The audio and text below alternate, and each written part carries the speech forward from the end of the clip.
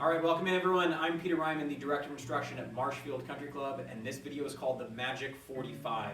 I'm talking about 45-degree angles today.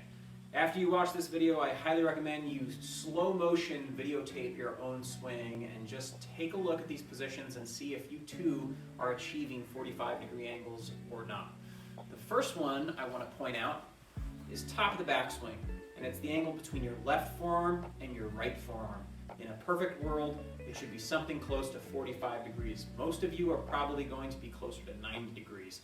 You probably need to drop that trail elbow towards the ground a little bit more and feel yourself being a little more Ben Hogan-esque and work with a proper right trail arm.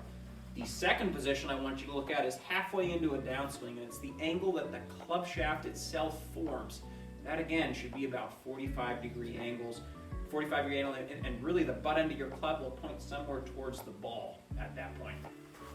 And then match it the other way. Look again at your club shaft again when you're about halfway through your release pattern where this club gets vertical again. What type of angle is the club forming here for you? Is it something maybe quite vertical and closer to 90 degrees, or is it perhaps too shallow? It should be somewhere in here close to 45 degrees. And then finally into a finished position, look again at your forearms. We want them again to have that same equidistant space that we saw at the top of the backswing, and it should be about a 45-degree angle between those two forearms. So take a look, film your own swing, look at those positions and see where you are. If one of them really stands out as, wow, that's not close, then that's really what you should probably be working on your golf swing, because typically when you find something close to that, your ball flight really starts to straighten out and curvature goes away. Now I'm going to go ahead and I'm going to hit one here, but I will point out in my own swing, something I'm working on all the time is I tend to be in my downswing with my shaft angle a little bit too shallow, and then in my release a little bit too steep with my club shaft. Now if you know anything about the golf swing, that would generally create a little bit too much of a draw, so I tend to be fighting something of an overdraw. So I'm going to try and create something that is pretty straight right now by thinking about those two factors.